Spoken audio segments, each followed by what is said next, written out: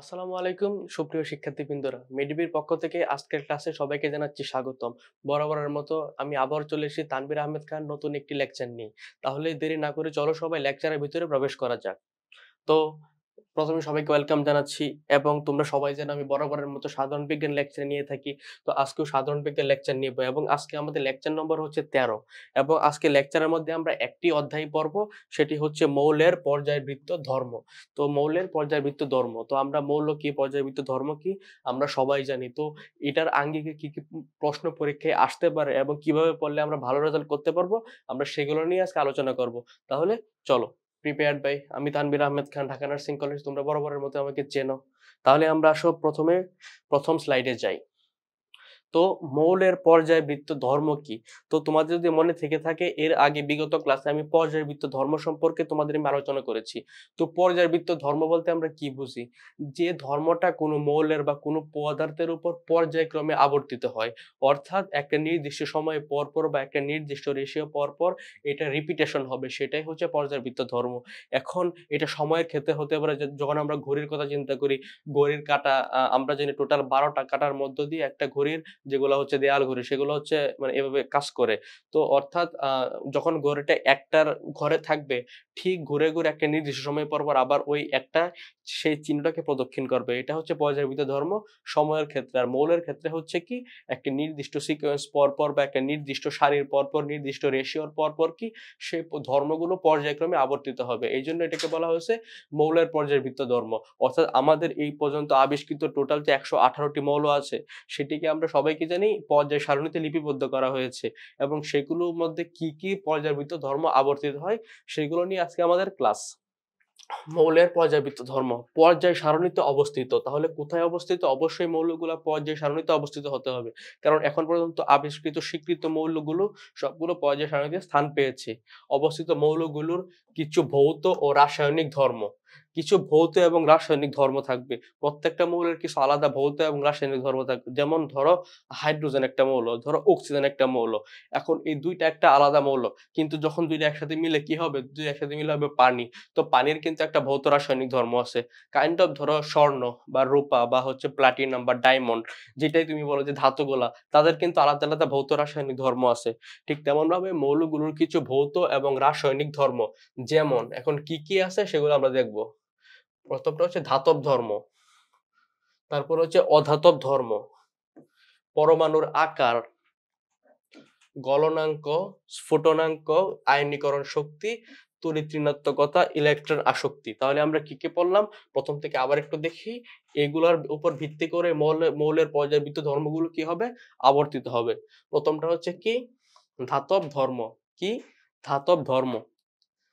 তারপরে হচ্ছে অধাতব ধর্ম, তারপরে হচ্ছে পরমাণুর আকার, গলনাঙ্ক, স্ফুটনাঙ্ক, আয়নীকরণ শক্তি, তড়িৎ ঋণাত্মকতা, ইলেকট্রন আসক্তি। এই যে টোটাল ধর্মগুলো যে হয় একটা মৌলের মধ্যে, এগুলোকে কেন্দ্র করে কি হয়? এগুলো ধর্মকে বলা হয় মৌলের পর্যায়বৃত্ত ধর্ম, বা ইংরেজিতে কি বলে? Periodic properties of element. Periodic properties of কি? এলিমেন্ট। তাহলে কি মৌলের পর্যায়বৃত্ত ধর্ম সম্পর্কে আমরা কি বেসিক ধারণাটা পাইছি? আশা করি এটা সম্পর্কে তোমাদের যে বেসিক ধারণা এটা তোমাদের হয়ে গেছে। এখন আসো আমরা পরবর্তী স্লাইডে যাই। পরবর্তী স্লাইডে আমি তোমাদের কি অ্যাড করছি? পরবর্তী স্লাইডে আমি তোমাদের অ্যাড করছি মৌলের পর্যায়বৃত্ত ধর্ম। তো যখনই প্রত্যেকটা অধ্যায়ের বল বা প্রত্যেকটা চ্যাপ্টারে কিন্তু একটা বেসিক কি পয়েন্ট থাকে।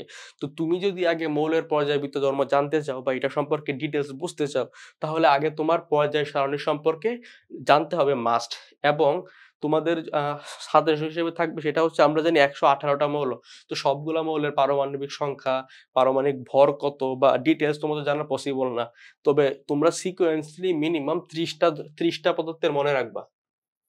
1 থেকে 30 পর্যন্ত যাদের পারমাণবিক সংখ্যা 30 পর্যন্ত কি আছে? এখানে 30 পর্যন্ত যেটা আছে জিঙ্ক আছে। তো তোমাদের হাইড্রোজেন থেকে জিঙ্ক পর্যন্ত প্রত্যেকটা মৌলের মাস্ট। অন্যগুলো যদি তোমরা জানতে পারো, হ্যাঁ এটা তোমাদের জন্য অবশ্যই ভালো। কিন্তু যে সিকোয়েন্সে চিন্তা করো 1 থেকে 30, প্রথমে হচ্ছে হাইড্রোজেন, তারপরে জিঙ্ক। এগুলার তোমাদের মাস্ট জানা থাকা লাগবে। বাকিটা জানতে পারলে তোমাদের বোনাস। কিন্তু এজ এ অ্যাডমিশন ক্যান্ডিডেট হিসেবে 1 থেকে 30 পর্যন্ত, যেমন জিঙ্কের কি পারমাণবিক সংখ্যা কি, পারমাণবিক ভর কি, এটা কি স্পেসিফিক কোনো বৈশিষ্ট্য আছে কিনা সেগুলো তোমাদের জানতে হবে। তো আমরা সকলেই জানি পর্যায় সারণীতে কয়টা মৌল আছে? 118টা মৌল আছে এবং এটাকে দুইটা ভাগে ভাগ করা হয়। একটা হচ্ছে কলাম আর একটা হচ্ছে পর্যায়। একটা হচ্ছে কলাম, একটা হচ্ছে পর্যায়। তো এখানে পর্যায় কয়টা আছে? ১টা, ২টা, ৩টা, ৪টা, ৫টা, ৬টা, ৭টা। ৭টা। আর এগুলা হচ্ছে মৌলের মধ্যে ল্যান্থেনাইড এবং অ্যাক্টিনাইড সিরিজ। তো আমরা কি জানছি? টোটাল পর্যায় কয়টা? টোটাল পর্যায় হচ্ছে ৭টা। আর তাহলে কলাম কয়টা? ১টা, ২টা, ৩টা, ৪টা, ৫, ৬, ৭, ৮, ৯, ১০, ১১, ১২, ১৩, ১৪, ১৫, ১৬, ১৭, ১৮। তাহলে আমরা কি জানতে পারলাম? পর্যায় সারণী দেখে একটা পর্যায় সারণীর টোটাল পর্যায় হচ্ছে ৭টা আর কলাম হচ্ছে ১৮টা। এটা এখন পর্যন্ত ফিক্সড। যদি ভবিষ্যতে কোনো মৌল আবিষ্কৃত হয় নতুন করে তখন সেটা এড হবে। এখন পর্যন্ত এটাই হচ্ছে ফিক্সড। তাহলে পরীক্ষায় আসার মতো গুরুত্বপূর্ণ এমসিকিউ কি? যদি আসে পর্যায় সারণীতে টোটাল মৌল কয়টি? ১১৮টি। পর্যায় কয়টি? ৭টি। কলাম কয়টি? ১৮টি। আশা করি তোমরা ভুলবা না। এটা তোমাদের একদম মুখস্থ রাখতে হবে। আর যেটা বললাম তোমাদের ১ থেকে ৩০ পর্যন্ত পারমাণবিক সংখ্যা, ভর সংখ্যা এগুলো তোমাদের জানা থাকা লাগবেই। তারপরে আসো পরবর্তী স্লাইডে যাই। এখন হচ্ছে মৌলের যে পর্যায়বৃত্ত ধর্মগুলা সেগুলো আমি একসাথে করে নিয়ে আসছি। সেগুলা কি? প্রথম হচ্ছে মৌলের পর্যায়বৃত্ত ধর্মগুলো কি? প্রথমটা হচ্ছে ধাতব ধর্ম। প্রথমটা কি ধর্ম? ধাতব ধর্ম। এগুলা কি আমরা পরবর্তীতে জানবো। তারপর হচ্ছে অধাতব ধর্ম। একটা ধাতব একটা অধাতব। তো আমাদের কমনলি বুঝতে পারছি ধাতব আর অধাতব দুইটা, একটা হচ্ছে একটার অপোজিট ওয়ার্ড। তার মানে ধাতবে যেগুলো থাকবে অধাতবে সেগুলা না থাকার সম্ভাবনা বেশি। তারপর হচ্ছে পারমাণবিক ব্যাসার্ধ। এটাকে আবার বলা হয় পরমাণুর আকার। অর্থাৎ আমাদের মৌলের মধ্যে যে পরমাণুগুলো আছে সেগুলোর আকার কি হবে, আয়তন কি হবে সেটা নিয়ে আমরা জানবো।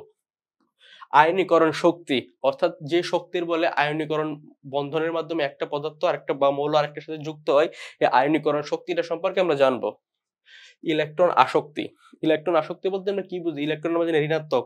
তো আমরা জানি পজিটিভ নেগেটিভকে সবসময় আকর্ষণ করে। তো ইলেকট্রন আসক্তি কিভাবে আকর্ষণের ভিত্তিতে বা আসক্তির ভিত্তিতে একটা মৌল আরেকটা মৌলের সাথে যুক্ত হয়ে নতুন একটা যৌগ গঠন করে সেটাই আমরা জানবো। তারপরটা হচ্ছে তড়িৎ ঋণাত্মকতা। তড়িৎ ঋণাত্মকতা তাহলে টোটাল কয়টা হইলো? 1, 2, 3, 4, 5, 6, এই যে ৬টা, এই ৬টা সম্পর্কে আমরা এখন পড়বো। তো আসো তাহলে প্রথমেই আমরা কি পাইলাম? ধাতব ধর্ম। এখন ধাতব ধর্ম বলতে কি বুঝি আমরা জানবো। তো তোমাদেরকে আমি বরাবর যেটা বলে থাকি অ্যাডমিশনের ক্ষেত্রে আমাদের হচ্ছে আমাদের যে লেকচার বা বুকিশ যে স্টাইল গুলো সেগুলো আমাদের কিছুটা অ্যাভয়েড করতে হবে। কেন অ্যাভয়েড করতে হবে? বুকিশ গুলো হচ্ছে তোমার একাডেমিক পরীক্ষার জন্য আসার মতো গুরুত্বপূর্ণ, কিন্তু অ্যাডমিশনের জন্য আমরা ওইগুলাই পড়বো যেগুলো হচ্ছে অ্যাডমিশনে আসার মতো। এই জন্য আমরা প্রত্যেকটা অধ্যায়ের চুম্বক অংশগুলো দেখবো। এখন দেখবো কি? ধাতব ধর্ম বা হচ্ছে মেটালিক প্রপার্টিস। যে সকল মৌল চকচক করে, আঘাত করলে শব্দ হয়, তাপ ও বিদ্যুৎ পরিবহন করতে পারে তাদেরকে ধাতু বলে। আচ্ছা, তো এখন ধাতু অধাতুকে আমরা ক্লাস 6, 7, 8 আমরা সব অধ্যায়ে সাধারণ বিজ্ঞানে আমরা পড়ছি। ধাতু বলতে বোঝায় যেসব মৌল চকচক করে, আঘাত করলে শব্দ হয়, তাপ ও বিদ্যুৎ পরিবহন করতে পারে তাদেরকে ধাতু বলে। এখন তোমাদের আমি উদাহরণ দেই। আমাদের সাধারণত কালচারে আমাদের যদি বেঙ্গলি কালচার চিন্তা করো, তো মহিলারা সাধারণত কি ব্যবহার করে? বিভিন্ন জুয়েলারিস, গয়না ব্যবহার করে, কানের দুল, নাকের ফুল, মাথার টিকলি, গলার হার, হাতের চুড়ি, নূপুর অনেক কিছু ব্যবহার করে। আবার তুমি দেখবা অনেক সময় যখন তোমাদের হয়তো টিভি নষ্ট হয়ে গেল বা ফ্যান নষ্ট হয়ে গেল, বিশেষ করে যাদের ফ্যান নষ্ট হয়ে যাবে তখন দেখবা ফ্যানের আমরা একটা জিনিস বলি কি ফ্যানের কয়েল বলি। তো ফ্যানটা যখন ইলেকট্রিশিয়ান খুলে তখন এখানে আমরা দেখতে পাই কি প্রচুর পরিমাণ চিকন চিকন তারের কুণ্ডলী। এগুলো তামার তার। তারের কুণ্ডলে বা হচ্ছে আমরা যেকোনো ইলেকট্রিক জিনিস যদি আমরা খুলি টিভি বা টিভির রিমোট হতে পারে বা যেকোনো, বা ছোট বাচ্চারা দেখা যাবে খেলনার সময় খেলনা গাড়িটা ভেঙে ফেলে তখন আমরা অনেক চকচক করা উজ্জ্বল কিছু বস্তু দেখতে পাই। এগুলাই হচ্ছে ধাতু। স্বর্ণটা একটা ধাতু। অনেকে ডায়মন্ডের আংটি ব্যবহার করে, ডায়মন্ডের হার ব্যবহার করে, সেটা একটা ধাতু। বা হচ্ছে তোমার তামা বা পিতল, এগুলো হচ্ছে কি ধাতু। তো এগুলোর বৈশিষ্ট্য কি? এগুলো চকচক করবে, অর্থাৎ কি এগুলো চাকচিক্যটা তোমার বাহির থেকে একটা মানুষ স্বর্ণের হার পরে আসে এটা কিন্তু দূর থেকে তোমার দেখা যাবে, বা একটা মানুষ হাতে ডায়মন্ডের আংটি পরে আছে সেটা কিন্তু তোমার দূর থেকে দেখা যাবে। কারণ কি? সেটা দূর থেকে চকচক করবে। তারপর কি? আঘাত করলে শব্দ হয়। আঘাত করলে শব্দ করবে। এখন তুমি দেখবা যেমন আঘাতকর শব্দ বলতে কি, তুমি যদি একটা যেমন তুমি যদি স্বর্ণের মধ্যে আঘাত করো, দেখবে একটা শব্দ হবে। কিন্তু তুমি অধাতুর মধ্যে, এখন তুমি যদি মাটির মধ্যে আঘাত করো তাহলে কি হবে? সেটা মাটির নিচের দিকে ডেবে যাবে। কারণ মাটি কিন্তু একটা ধাতু না।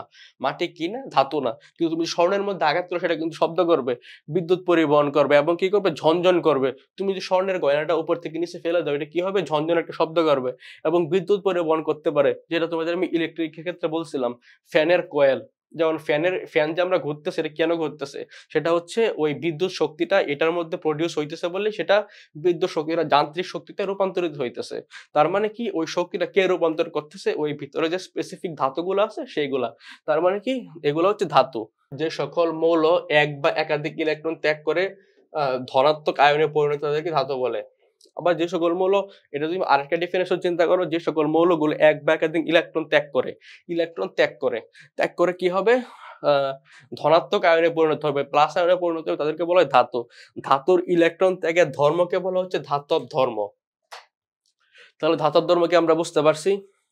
ধাতুর ইলেকট্রন ত্যাগের যে ধর্মটা, সেটাকে বলা হচ্ছে ধাতু। সেটাকে কি বলা হচ্ছে? ধাতু। তাহলে কি আমরা বলতে পারি ধাতব ধর্ম যদি পরীক্ষায় আসে, ধাতব ধর্ম বলতে আমরা কি বুঝি? যে যে ধাতুগুলো আমরা জানি পর্যায় সারণীতে কোনগুলো ধাতুগুলো আছে, তো সেই ধাতুগুলো আমরা জানবো কোনগুলো ধাতু আছে, যেরকম স্বর্ণ, রূপা, গোল্ড, প্লাটিনাম, ঠিক আছে? এগুলো হচ্ছে ধাতু। যেমন স্বর্ণের সংকেত AU এরকম আছে, ঠিক আছে? আহ এরকম যে ধাতুগুলো আছে, ঠিক আছে, এগুলো হচ্ছে তোমাদের হচ্ছে, আমরা ধাতু বলে যখন ইলেকট্রন যেগুলো ত্যাগ করবে, ইলেকট্রন ত্যাগ করে কি হবে? ইলেকট্রন ত্যাগ করে এগুলো ধনাত্মক আয়নে পরিণত হবে। এগুলো কি হচ্ছে? এগুলোকে বলা হচ্ছে ধাতু। যে মৌলের পরমাণু যত সহজে ইলেকট্রন ত্যাগ করতে পারবে, সেই মৌলের ধাতব ধর্ম তত বেশি হবে। ধাতব ধর্ম যত বেশি হবে, পর্যায় সারণীতে যে কোনো পর্যায়ের বাম থেকে ডানে গেলে ধাতব ধর্ম হ্রাস পায়, উপর থেকে নিচে গেলে ধাতব ধর্ম বৃদ্ধি পায়। এটাই হচ্ছে তোমাদের মেইন বেসিক পয়েন্ট। আমি একটা চার্ট আকারে তোমাদের জন্য নিয়ে আসছি, সেটা পরে দেখাবো, কিন্তু আগে আমি বেসিকটা আমি পড়াবো। তোমরা সবাই জানো আমি কিন্তু পড়ানোর সময় বিভিন্ন চার্ট ইউজ করি, বিভিন্ন সিম্বল বা ছবি ইউজ করি, যাতে কি হয়, তোমাদের বুঝতে সুবিধা হয়। তাহলে এখন আমরা কি জানলাম? যে মৌল যত সহজে ইলেকট্রন ত্যাগ করতে পারে, যে মৌল যত সহজে ইলেকট্রন ত্যাগ করতে পারে, এই যে ইলেকট্রনটা কি হবে? ত্যাগ করবে। সরি, ইলেকট্রনটা কি করবে? ত্যাগ করে দিবে। ইলেকট্রন ত্যাগ করে দিবে। যে মৌল যত সহজে ইলেকট্রন ত্যাগ করে দিতে পারবে, সেই মৌল কি করবে? সেগুলা হচ্ছে তত ধাতব ধর্ম বেশি হবে। তাহলে যদি পরীক্ষায় আসে ধাতব ধর্ম বেশি হওয়ার জন্য কোনটার উপর নির্ভরশীল, সেটা কি হবে? ইলেকট্রন ত্যাগ, ইলেকট্রন গ্রহণ, বা প্রোটন ত্যাগ, প্রোটন গ্রহণ, বা যে কোনো কিছু উদাহরণ থাকতে পারে। তাহলে আমাদের আনসারটা কি হবে? ইলেকট্রন ত্যাগ। যে মৌল ইলেকট্রন সহজ ইলেকট্রন ত্যাগ করতে পারে, সেই মৌলের ধাতব ধর্ম কি বেশি হবে। আর আর পরবর্তী যেটা আমরা আরো চিনব কি, পর্যায় সারণীতে যে কোনো পর্যায়ের বাম থেকে, যেটা বাম থেকে যখন ডানে যাবে, বাম থেকে যখন ডানে যাবে, তখন ধাতব ধর্ম কি হবে? ধাতব ধর্ম কি হবে? হ্রাস পাবে। ধাতব ধর্ম হ্রাস পাবে। আর যখন উপর থেকে নিচে যাবে, তখন কি পাবে? ধাতব ধর্ম কি পাবে? বৃদ্ধি পাবে। তাহলে চলো আমরা পর্যায় সারণীটা দেখে নেই। কি বললাম? বাম থেকে ডানে হ্রাস, উপর থেকে নিচ বৃদ্ধি। এই যে এই যে তাহলে আমরা যদি এটা চিন্তা করি, এটা ধরো বাম থেকে যখন এদিক থেকে এদিকে যাবে, ঠিক আছে, বাম থেকে যখন ডানে যাবে তখন কি হবে? হ্রাস পাবে। আর উপর থেকে নিচ, মানে যে এদিকে, উপর থেকে নিচে যখন যাবে তখন কি হবে? সেটা বৃদ্ধি পাবে। তাহলে কি আমরা পর্যায় সারণীর মাধ্যমে বুঝতে পারছি ধাতব ধর্ম কি বাম থেকে ডানে গেলে হ্রাস পাবে, উপর থেকে নিচে গেলে বৃদ্ধি পাবে। তুমি যখন পর্যায় সারণীটা নিবা, তখন এটা তোমার বাম সাইড হয়ে যাবে, ঠিক আছে? এদিকে হিলিয়াম আছে, এদিকে হাইড্রোজেন আছে, ওদিকে কি আছে? হিলিয়াম আছে। অর্থাৎ বাম থেকে ডানে গেলে হ্রাস, উপর থেকে নিচে গেলে বৃদ্ধি পাবে। কি? সেটা হচ্ছে ধাতব ধর্ম।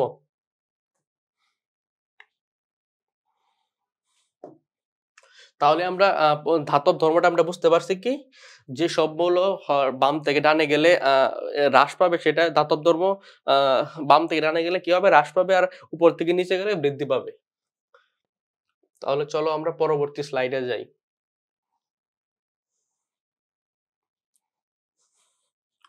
এখন আমরা এরপর অধাতব ধর্ম।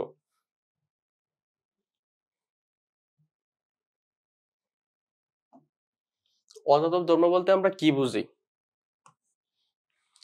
যে সকল মৌল চকচক করে না, আমি কিন্তু তোমাদের প্রথমেই বলে নিয়েছিলাম ধাতব যেটা অধাতব তার বিপরীত হবে, এই জন্য এটা অধাতু। ধাতব বলতে যেগুলো ধাতু রিলেটেড, আর অধাতব বলতে যেগুলো কি অধাতু রিলেটেড, যেসব মূল্য চকচক করে না, আঘাত করলে শব্দ হয় না, তাপ ও বিদ্যুৎ পরিবহন করতে পারে না, তাদেরকে কি বলে? অধাতু বলে। আচ্ছা, তোমরা খেয়াল করে দেখবা আমাদের এখন হয়তো বেশিরভাগ ক্ষেত্রে হয়ে গেছে কি, আহ তোমাদের ইলেকট্রিক যে পিলার গুলা যেগুলা দিয়ে তার টানা হয় এই মাথা থেকে ওই মাথা, এগুলা সিমেন্টের হয়। এগুলা কি হয়? সিমেন্টের হয়। আবার আজ থেকে 10 বছর বা 15 বছর আগে দেখা যায় এখন হয়তো অনেক জায়গায় আসছে, এগুলো একদম আস্ত একটা গাছের খুঁটির হয়, গাছের খুঁটির মধ্যে দিয়ে তারটা প্রবাহিত হইতো। তো আমরা কিন্তু সবাই জানি ওই ইলেকট্রন তার দিয়ে কি পরিমাণ বিদ্যুৎ প্রবাহিত হয়, হিউজ লেভেলের বিদ্যুৎ প্রবাহিত হয়। তো এগুলো যে প্রবাহিত হচ্ছে এই খুঁটিগুলোর মধ্য দিয়ে, তোমাদের মনে একটা প্রশ্ন আসতে পারে না যে ভাইয়া এই যে কারেন্টের তারগুলা এই মাথা থেকে ওই মাথায় প্রবাহিত হচ্ছে, তাহলে যদি আমরা পিলারকে ধরি, তার মানে এই তারটা তো ওই পিলারের মধ্যেও চলে আসতে পারে এই কারেন্টটা। কিন্তু কখনো কি এরকম শুনছো পিলারের মধ্যে ধরছে, মানে কোনো ত্রুটি ছাড়া, মানে তারে কোনো ত্রুটি নাই কিন্তু সে পিলারের মধ্যে ধরছে কিন্তু সে বিদ্যুৎ আকৃষ্ট হয়ে গেছে, বিদ্যুৎ স্পৃষ্ট হয়ে গেছে? এরকম কিন্তু হয় না। কেন হয় না? কারণ হচ্ছে ইলেকট্রনটা তো, যদি ইলেকট্রনটা যে এদিক থেকে ওইদিকে প্রবাহিত হচ্ছে, সেটা তো কিছু না কিছু অংশ অবশ্যই সেই খুঁটির মধ্যে চলে আসতেই পারে। কিন্তু এখন এটা আমাদের গায়ে কেন আসতেছে না? কারণ হচ্ছে আমরা যে সিমেন্টের পিলার বলো বা কাঠের গুঁড়িটা বলো, সেগুলো হচ্ছে বিদ্যুৎ অপরিবাহী, বা এগুলো হচ্ছে অধাতু। যদি এগুলো বাই চান্স ধাতু হয়ে যাইতো, তাহলে কি, কিন্তু ওই তারগুলা কিন্তু ধাতু, কারণ ওই তারগুলোর মধ্যে দিয়ে প্রবাহিত হচ্ছে। কিন্তু এই ধাতুর মধ্যে একটা অধাতু লাগিয়ে দেওয়ার কারণটা হচ্ছে এই, কারণ যাতে বিদ্যুৎ পৃষ্ঠ কেউ না হয়, বা হচ্ছে ওইটার মধ্যে দিয়ে ইলেকট্রন প্রবাহিত না হইতে পারে। তাহলে বুঝাইতে পারছি? এগুলো হচ্ছে অধাতুর বৈশিষ্ট্য, এগুলো বিদ্যুৎ পরিবহন করতে পারে না। অর্থাৎ আমরা তাহলে কারেন্টের যে পিলার গুলো দেখবো সেগুলো হচ্ছে কি? অধাতু। আবার যে সকল মৌল এক বা একাধিক ইলেকট্রন গ্রহণ করে ঋণাত্মক আয়নে পরিণত হয় তাদেরকে অধাতু বলে। আগে কি পড়ছিলাম? যেগুলো এক বা একাধিক ইলেকট্রন ত্যাগ করবে, ত্যাগ করে কি হবে? ত্যাগ করে হবে ধনাত্মক, আর গ্রহণ করে কি হবে? ঋণাত্মক। ত্যাগ করে হবে ধনাত্মক, গ্রহণ করে কি হবে? ঋণাত্মক। তাদেরকে বলা হয় কি? অধাতু। তাদেরকে বলা হচ্ছে অধাতু। অধাতু ইলেকট্রনের গ্রহণের ধর্মকে হচ্ছে অধাতব ধর্ম। অধাতুর ইলেকট্রন গ্রহণের ধর্মকে কি বলা হচ্ছে? অধাতব ধর্ম। আর ধাতুর ইলেকট্রন ত্যাগ করা ধর্মকে হচ্ছে ধাতব ধর্ম। এগুলো হচ্ছে একদম একদম কি পয়েন্ট। আমরা কি তাহলে বুঝতে পারছি বিষয়টা? ধাতুর ইলেকট্রন ত্যাগের প্রক্রিয়াটা হচ্ছে ধাতব ধর্ম, আর অধাতুর ইলেকট্রন গ্রহণের ধর্মকে হচ্ছে অধাতব ধর্ম। এখন আসি, যে মৌলের পরমাণু যত সহজ ইলেকট্রন গ্রহণ করতে পারে সেই মৌলের অধাতব ধর্ম তত বেশি হবে। সেম ধাতব ধর্মের উল্টাটা, এটা হচ্ছে যত তাড়াতাড়ি ত্যাগ করতে পারে সেটা গ্রহণ করতে পারে, এটা হচ্ছে অধাতবের ক্ষেত্রে। আর ত্যাগ করার ক্ষেত্রে সেটা ধাতব ধর্মের ক্ষেত্রে।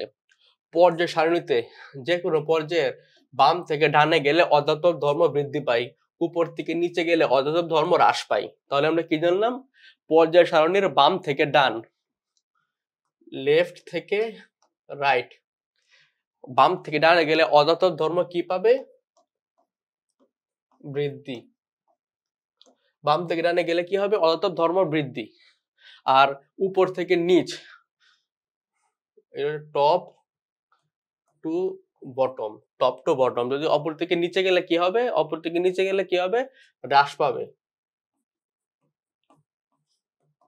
কি হবে? হ্রাস পাবে। যে সকল মৌল কোনো সময় ধাতুর মতো আবার কোনো সময় অধাতুর মতো আচরণ করে তাদেরকে অর্ধধাতু বা অপধাতু বলে। কিছু কিছু মৌল আছে যেগুলোকে তুমি প্রয়োজনে ধাতুর মতো করে ব্যবহার করতে পারো, আবার অধাতুর মতো করে ব্যবহার করতে পারো। যেরকম কার্বন হচ্ছে একটা কি বলে? অধাতু। কিন্তু কার্বনের একটা রূপ কিন্তু গ্রাফাইট। গ্রাফাইট কিন্তু আবার ধাতু। ঠিক আছে? তো তার মানে কি, কার্বন বা কয়লা যেটা বলে, কয়লা হচ্ছে অধাতু, কিন্তু কয়লার একটা বিশেষ রূপ হচ্ছে গ্রাফাইট, সেটা হচ্ছে কি ধাতু।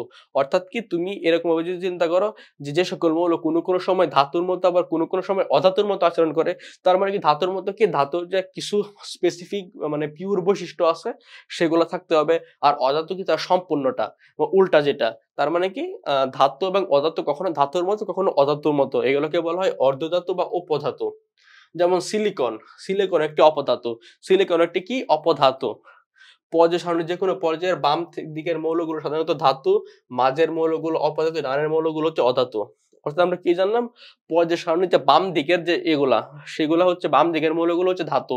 তার যদি পরীক্ষায় আসে পর্যায় সারণীর বাম দিকের মৌলগুলো কি ধাতু, অপধাতু না অধাতু, তাহলে কি আনসার করবা? ধাতু। আর মাঝখানে যেগুলো মিডলে সেগুলো হচ্ছে অপধাতু, আর যেগুলো হচ্ছে ডান দিকে সেগুলো হচ্ছে সাধারণত অধাতু। কখনো কখনো দুই একটা ক্ষেত্রে ব্যতিক্রম হয়, কিন্তু মোস্ট অফ দ্য কেসের ক্ষেত্রে ধাতু হচ্ছে বাম দিকের মৌলগুলো হচ্ছে ধাতু, মাদের গুলো হচ্ছে অপধাতু, আর ডান দিকের মৌলগুলো হচ্ছে অধাতু।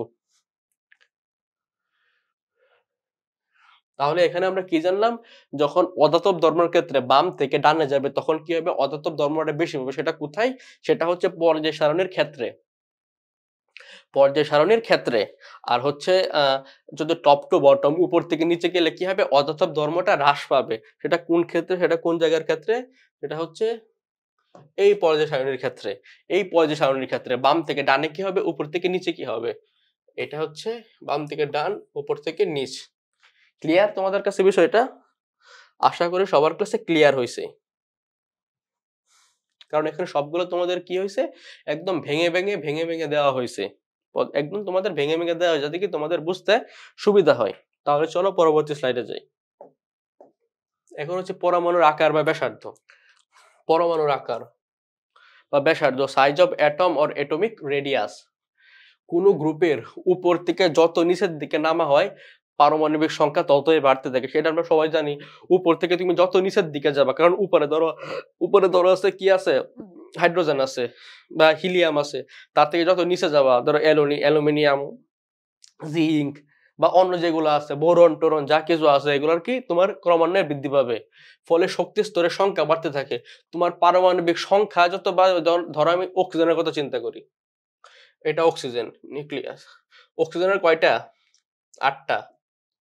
ধরো প্রথম শক্তি স্তরে হচ্ছে 2টা, পরবর্তী শক্তি স্তরে হচ্ছে 6টা ইলেকট্রন। ঠিক আছে, এটা অক্সিজেনের ক্ষেত্রে। অক্সিজেন হচ্ছে পারমাণবিক সংখ্যা কত? 8।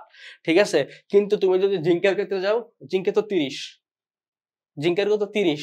কপারের ক্ষেত্রে তো কপারে 29। এরকম যদি যখন তুমি এরকম যাবা, যখন তোমার পারমাণবিক সংখ্যা বাড়বে, পারমাণবিক সংখ্যা বাড়বে, তখন তোমার শক্তি স্তর কক্ষপথ গুলো বাড়বে।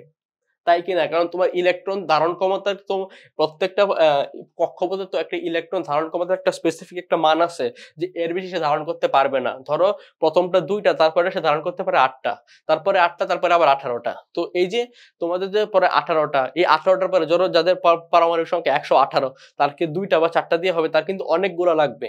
অর্থাৎ এখানে কি বুঝতে চাইলাম, যখন পারমাণবিক সংখ্যা ততই বাড়তে থাকে অবশ্যই, এর ফলে শক্তি স্তরের সংখ্যাও কি হবে? বাড়বে। একই সাথে পরমাণুর আকারও বৃদ্ধি পায় স্বাভাবিকভাবে এটা। এই যে ধরো এখানে আছে অক্সিজেন, অক্সিজেনের কত হচ্ছে 8, অক্সিজেনের হচ্ছে 8। ঠিক আছে, অক্সিজেনের আমরা পারমাণবিক সংখ্যা 8। তো হচ্ছে এখন আমরা যদি চিন্তা করি, এখানে 2টা, এখানে হচ্ছে 8টা। ঠিক আছে, এখন যদি আমরা জিঙ্কের কথা চিন্তা করি, জিঙ্ক, জিঙ্ক হচ্ছে কয়টা? জিঙ্ক হচ্ছে তোমার 30টা।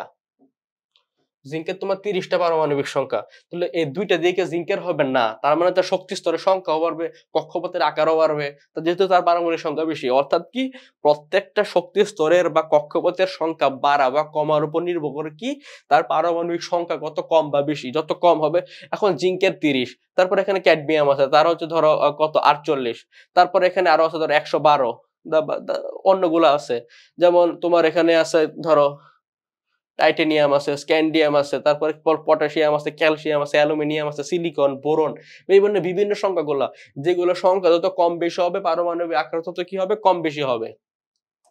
তার মানে কি বেসিক থিমটা তোমরা বুঝতে পারছো যে আসলে আমি কি বুঝাতে চাইলাম? একই সাথে পরমাণুর আকারও বৃদ্ধি পায়, অর্থাৎ এই গ্রুপের উপর থেকে নিচে যেতে দেখলে বাইরের দিকে নতুন করে একটি শক্তি স্তর যুক্ত থাকবে অবশ্যই। যত তুমি উপর থেকে নিচে যাবা, উপর থেকে নিচে যাবা, পর্যায় সারণী যত কি শক্তি স্তর একটা করে তোমার অবশ্যই বাড়তে থাকবে, যেহেতু তোমার পারমাণবিক সংখ্যা বাড়বে এবং এর ফলে পরমাণুর আকারও বাড়তে থাকে।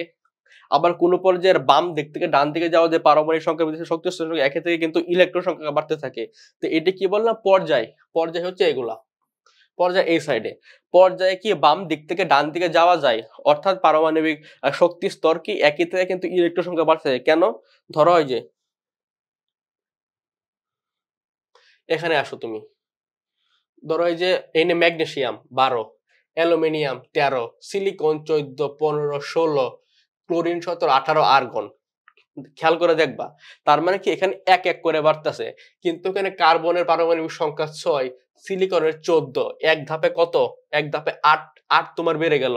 বা হচ্ছে এখানে 12 হচ্ছে তোমার কি, তোমার 12 হচ্ছে ম্যাগনেসিয়ামের, 12 হচ্ছে কি তোমার ম্যাগনেসিয়ামের, আর এক চান্সে এখানে 20 হয়ে গেছে ক্যালসিয়াম। তো তোমার কি মাঝখানে কি 8 তোমার বেড়ে গেছে, মাঝখানে তোমার 8 বেড়ে গেছে। অর্থাৎ কি তুমি যখন উপর থেকে নিচে যাবা, উপর থেকে নিচে যাবা, সেক্ষেত্রে তোমার শক্তি স্তরও বাড়বে, তোমার কি ইলেকট্রন সংখ্যাও বাড়বে। কিন্তু যখন তুমি পর্যায়ের বাম থেকে ডানে যাবা, তখন তোমার শক্তি স্তর বাড়বে না, কিন্তু কি হবে, ইলেকট্রন বেড়ে যাবে। কারণ ধরো আমরা কি জানি, ধরো তৃতীয় কক্ষপথ যেটা, সেখানে ধরতে পারে 8টা, সেখানে 8টা। এখন তোমার যদি মনে হয় যে না, পরমাণু সংখ্যা অনুযায়ী আমার এখানে 6টা ধরবে, সেটা তো সমস্যা নাই, কারণ সেটা তো 8-এর বেশি না। কিন্তু আবার সে 7টাও ধরতে পারে, সেখানে 8টাও ধরতে পারে, সেখানে তো 2টাও ধরতে পারে, সেখানে 2টাও ধরতে পারে কিনা, পারে, কারণ তার লিমিটেশন হচ্ছে 1 থেকে 8-এর মধ্যে, 1 থেকে 8-এর মধ্যে। তার মানে কি, এই যে অ্যালুমিনিয়াম যেখানে ধরবে, সিলিকন সেখানেও ধরবে, এখানে ফসফরাস, সালফার, ক্লোরিন, আর্গন সবগুলো সেখানে সেভাবে ধরবে। অর্থাৎ কি তোমার পারমাণবিক সংখ্যা বেড়ে যাচ্ছে, কিন্তু কি শক্তি স্তর বাড়তেছে না। আর উপর থেকে নিচে গেলে উল্টাটা হয়ে যাবে, শক্তি স্তর বাড়বে, পারমাণবিক সংখ্যা তোমার কি হবে, বাড়তে থাকবে। তাহলে এখানে বেসিক পয়েন্টটা কি, এখানে বেসিক পয়েন্টটা হচ্ছে কি, কোন পর্যায়ে যত বাম দিকে ডান দিকে যাওয়া যায়, পারমাণবিক সংখ্যা বৃদ্ধির সাথে শক্তি স্তর একই থাকে, কিন্তু ইলেকট্রন সংখ্যা কি করতে থাকে, ইলেকট্রন সংখ্যা বাড়তে থাকে। কোন পর্যায়ে যত বাম দিকে ডান দিকে, বাম থেকে ডান দিকে যাওয়া যায়, লেফট থেকে রাইট যাওয়া যায়, পারমাণবিক সংখ্যা বৃদ্ধির সাথে শক্তির সংখ্যা একই থাকে, কিন্তু ইলেকট্রন সংখ্যা বাড়তে থাকে। এর ফলে নিউক্লিয়াসের প্রোটন সংখ্যা এবং নিউক্লিয়াসের বাইরে ইলেকট্রন সংখ্যার মধ্যে আকর্ষণ বিষয় স্বাভাবিক, কারণ প্রোটন তো তোমার কেন্দ্রে থাকে, প্রোটন এবং নিউট্রন কেন্দ্রে থাকে, আর ইলেকট্রন গুলোকে বাইরের দিকে ঘোরে, এবং ব্যালেন্স থাকে কখন, যখন প্রোটন আর ইলেকট্রনের মধ্যে কি সামঞ্জস্য থাকে, এই জন্য ইলেকট্রন সংখ্যা বাড়তে থাকে। এর ফলে কি নিউক্লিয়াসের অধিক প্রোটন সংখ্যা এবং নিউক্লিয়াসের বাইরে অধিক ইলেকট্রন সংখ্যার মধ্যে আকর্ষণ বেশি হয়, ফলে ইলেকট্রন গুলো শক্তি স্তর নিউক্লিয়াসের কাছে চলে আসে, যার ফলে পরমাণুর আকার ছোট হয়ে যায়, স্বাভাবিক। এখন তোমাদের মনে প্রশ্ন আসতে পারে যে যেহেতু তোমার ধরো তোমার কি জিঙ্কের ক্ষেত্রে একটা, তোমার ম্যাগনেসিয়ামের ক্ষেত্রে একটা, কিন্তু কি হচ্ছে, ধরো জিঙ্কের, ধরো ম্যাগনেসিয়াম, ধরো আমি অক্সিজেনে ধরলাম, অক্সিজেনের কত 8, তো তার মানে কি তোমার এখানে আছে, ধরো 8টা, মানে কি এখন তোমার পারমাণবিক সংখ্যা জানতে হবে, প্রোটন সংখ্যা এবং ইলেকট্রন সংখ্যার যোগফলই হচ্ছে একটা পরমাণুর পারমাণবিক সংখ্যা, ঠিক আছে। ধরো এখানে অক্সিজেনের যে 8, এখানে প্রোটনও তোমার আছে 8টা, এখানে ইলেকট্রনও তোমার আছে 8টা, ঠিক আছে। অর্থাৎ 8টা 8টা তোমার একটা বন্ধনে টানতেছে। এখন তুমি যদি ম্যাগনেসিয়ামের কথা চিন্তা করো, ম্যাগনেসিয়াম হচ্ছে 12, এখানে প্রোটনও 12, এখানে তোমার কি ইলেকট্রনও 12, সেম। কিন্তু ধরো একটা দড়ি একজনের শক্তি 20 কিলো জুল, আর একজনের শক্তি 20 কিলো জুল। এই দিকে ডান দিক থেকে একজন 20 কিলো জুলে টানতেছে, বাম দিক থেকে একজন 20 কিলো জুলে টানতেছে, একই সমান শক্তিতে একটা দড়িকে টানতেছে, তখন দড়ি যতটুকু ক্ষতি হবে, আরেকবার যখন একদিকে 50 কিলো জুল শক্তির একটা মানুষ, আরেকদিকে 50 কিলো জুল শক্তির একটা মানুষ, দুজনের শক্তি সেম, কিন্তু প্রয়োগটা কি সেম না, আগে ছিল 20, এখন হয়ে গেছে 50, অর্থাৎ কি মাঝখানে 30 কিলো জুল বেড়ে গেছে। তার মানে কি দড়িটাকে তখন হয়তো ছিঁড়ে যাবে, কেন ছিঁড়ে যাবে, শক্তি কিন্তু উভয় দিকে সমান, কিন্তু এটা মৌলের কন্ডিশন অনুযায়ী কিন্তু বেশি। একইভাবে যখন তোমার শক্তি স্তর বাড়বে, তোমার প্রোটনও বাড়বে, ইলেকট্রনও বাড়বে। যখন তোমার ইলেকট্রন 8 আছে, প্রোটন 8 আছে, তখন যে শক্তি দিয়ে টানবে, আবার যখন শক্তি ইলেকট্রন 12 থাকবে, প্রোটন 12 থাকবে, তখন সমান থাকলেও কি আরো বেশি জোরে টানবে না। যদি হয়ে যায় 30, প্রোটন হয়ে যাবে 30, ইলেকট্রন হয়ে যাবে 30, তখন কি আরো জোরে টানবে না। যত জোরে টানবে তত কি হবে, পরমাণুগুলো একসাথে কি হবে, সংকুচিত হয়ে যাবে। বিষয়টা কি বুঝাইতে পারছি? শক্তি স্তর তোমার যতই হোক, যত তোমার কক্ষ পথ বাড়বে, তত প্রোটন ইলেকট্রন সংখ্যা বাড়বে, এবং কি হবে, শক্তি স্তরগুলো কি, পরমাণুর আকার আরো কি হয়ে যাবে, ছোট হয়ে যাবে। তাহলে এটা বুঝাইতে পারছি, ইলেকট্রন গুলো শক্তি স্তর যত নিউক্লিয়াসের কাছে চলে আসে, ফলে পরমাণুর আকার কি হয়ে যাবে, ছোট হয়ে যাবে। বাম দিকে ডানে গেলে পারমাণবিক সংখ্যা বৃদ্ধির সাথে শক্তি স্তর একই থাকে এবং ইলেকট্রন সংখ্যা কি করে, বাড়ে। তাহলে আমরা এটা বুঝতে পারছি। এখন আসলে আমাদের পরবর্তী স্লাইড, আয়নীকরণ শক্তি। আয়নীকরণ শক্তি, এখন আসি আমরা আয়নীকরণ শক্তি বলতে আমরা কি বুঝি, আয়নীকরণ শক্তি বলতে আমরা কি বুঝি আসলে। গ্যাসীয় অবস্থায় কোনো মৌলের এক মৌল পরমাণু থেকে এক মৌল ইলেকট্রন অপসারণ করে এক মৌল ধনাত্মক আয়ন পরিমাণ শক্তির প্রয়োজন, তাকে ওই মৌলের আয়নীকরণ শক্তি বলে। তো তোমাদের মনে একটা কনফিউশন কিন্তু আছে যে ইলেকট্রন ত্যাগ করলে কিন্তু হয় ধনাত্মক এবং ইলেকট্রন গ্রহণ করলে হয় কিন্তু ঋণাত্মক, ঠিক আছে? তো এখানে কি বললে গ্যাসীয় অবস্থায়, অবশ্যই কি সেটা হচ্ছে তোমার মৌলটা কি থাকবে, তোমার গ্যাসীয় অবস্থায় থাকবে, গ্যাস। জি, কোন মৌলের এক মৌল পরমাণু থেকে এক মৌল ইলেকট্রন অপসারণ করে এক মৌল ধনাত্মক আয়নে পরিণত করতে যে পরিমাণ শক্তির প্রয়োজন হয় তাকে ওই মৌলের আয়নীকরণ শক্তি বলে। অর্থাৎ কি তোমার প্রথম শর্তটা হচ্ছে মৌলটা কি থাকতে হবে, গ্যাসীয় থাকতে হবে, এবং কি একটা ইলেকট্রন অপসারণ করে তোমার কি ধনাত্মকে পরিণত হতে হবে। এই জন্য যে শক্তিটা প্রয়োজন হবে, যে ওই যে একটা ইলেকট্রন ত্যাগ করার যে শক্তিটা প্রয়োজন, এটাকে কি বলা হচ্ছে, আয়নীকরণ শক্তি। এখন থেকে আয়নীকরণ শক্তি সম্পর্কে আর কি জানা যায়? একই গ্রুপের উপর থেকে নিচে নামলে আকার বাড়ার সাথে সাথে নিউক্লিয়াস থেকে বাইরের স্তর দূরে যেতে থাকে।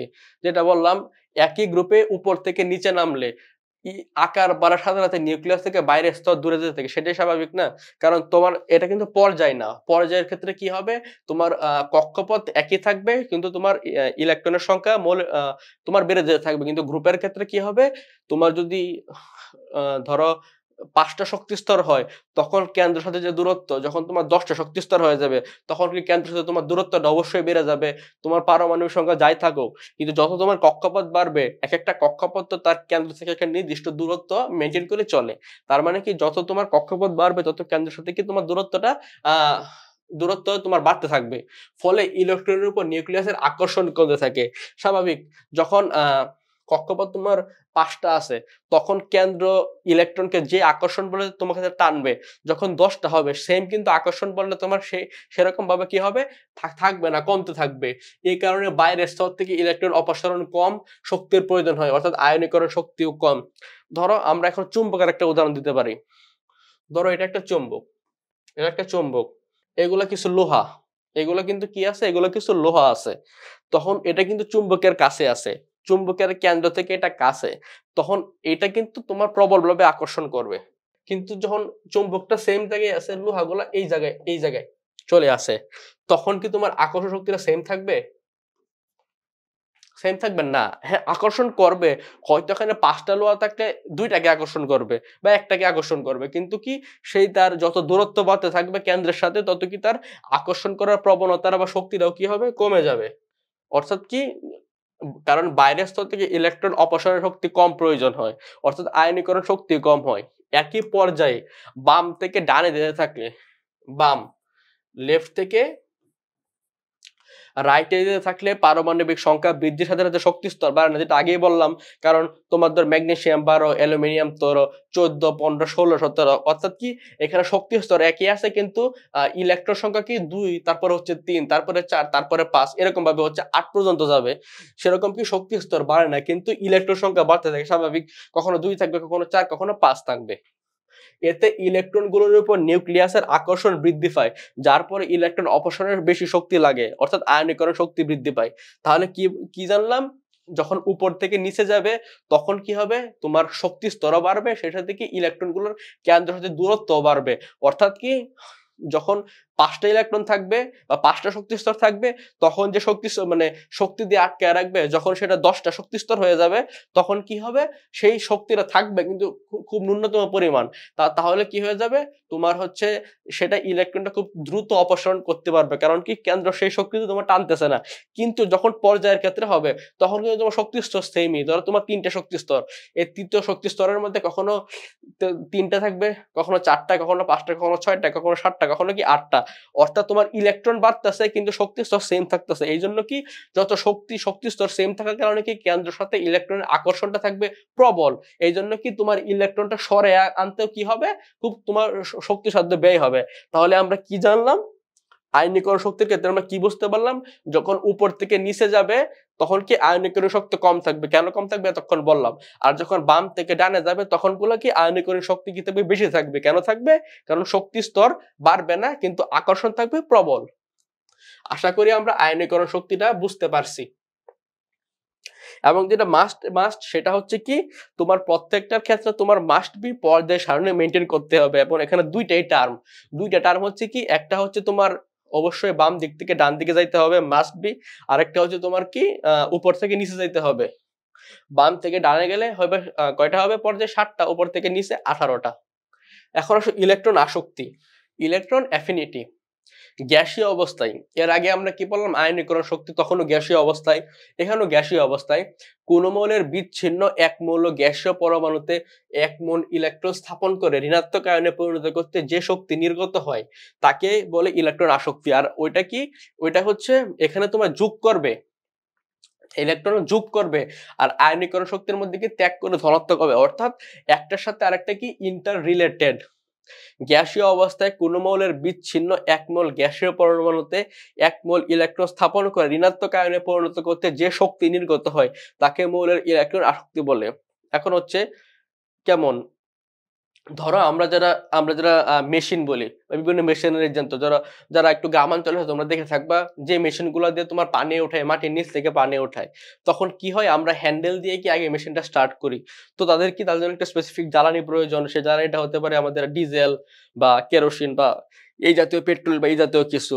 তখন কি হয়, বা তোমরা মোটরসাইকেলের ক্ষেত্রে দেখবো আমরা পেট্রোল ঢালি, অকটেন ঢালি, তখন একটা কিন্তু তোমার গ্যাস বের হওয়ার কিন্তু একটা কিন্তু জায়গা আছে। অর্থাৎ কি তোমার জ্বালানিটা যেখানে পুরলো, সেই জ্বালানিটা কি হবে একটা, যখন তোমার শক্তিটা খরচ হবে তখন কি এটার অবশিষ্টাংশটা কি তোমার জ্বালানিটা কি হবে, সেটা বাহির দিয়ে কি হয়ে যাবে, বের হয়ে যাবে। কাইন্ড অফ এখানে এটা এরকমই। গ্যাসীয় অবস্থায় কোনো মৌলের বিচ্ছিন্ন এক মোল গ্যাসীয় পরমাণুতে এক মোল ইলেকট্রন স্থাপন করতে ঋণাত্মক আয়নে পরিণত করতে গেলে এখানে কি যখন তুমি ত্যাগ করবা, ত্যাগ করলে কিন্তু ধনাত্মক। এটা কিন্তু এখন ধরো তোমার কাছে এক হালি ডিম আছে, তুমি কিন্তু একটা ডিম সরাই নিলা, এটা কিন্তু ঋণাত্মক হয়ে যাবে। আগে 4 ছিল এখন 3 হয়ে যাবে। আর তুমি একটা দিলা 4 থেকে 5, তখন কি হবে, প্লাস হবে। কিন্তু তোমার যখন ইলেকট্রনের ক্ষেত্রে সেটা হবে সম্পূর্ণ বিপরীত। ইলেকট্রন যখন ত্যাগ করবে তখন ধনাত্মক, গ্রহণ করে কি হবে, ঋণাত্মক। তাহলে কি এক মোল ইলেকট্রন স্থাপন করে, অর্থাৎ কি ইলেকট্রন গ্রহণ করে ঋণাত্মক আয়নে পরিণত করতে যে শক্তি নির্গত হয় তাকে কি বলে, মৌলের ইলেকট্রন আসক্তি বলে। ধরো এখানে তুমি 8 একটা সংখ্যা আছে, 8টা ইলেকট্রন আছে, ঠিক আছে। এনে তুমি আরেকটা ইলেকট্রন স্থাপন করবা, আরেকটা ইলেকট্রন ধরো তুমি স্থাপন করলা সাপোজ। তো এই স্থাপন করবা 8 এর মধ্যে তুমি এক্সট্রা একটা অ্যাড করছো, অবশ্যই তোমার এখানে একটা ফোর্স প্রয়োগ করা লাগছে, একটা শক্তি প্রয়োগ করা লাগছে। এই শক্তিটা যে এনে তোমার যখন প্রয়োগ করলা, এর থেকে যে শক্তিটা তোমার নতুন করে উৎপন্ন হবে সেটাকে বলা হচ্ছে ইলেকট্রন আসক্তি। এখন আসো আমরা পর্যায় সারণীর আঙ্গিকে দেখি। একই গ্রুপের উপর থেকে নিচে নামলে পরমাণুর ব্যাসার্ধ বৃদ্ধি পায় আকার বাড়ার সাথে সাথে। আমরা বিগত সময়ে পড়ছি উপর থেকে নিচে নামলে পারমাণবিক সংখ্যা বাড়বে, ব্যাসার্ধ বাড়বে।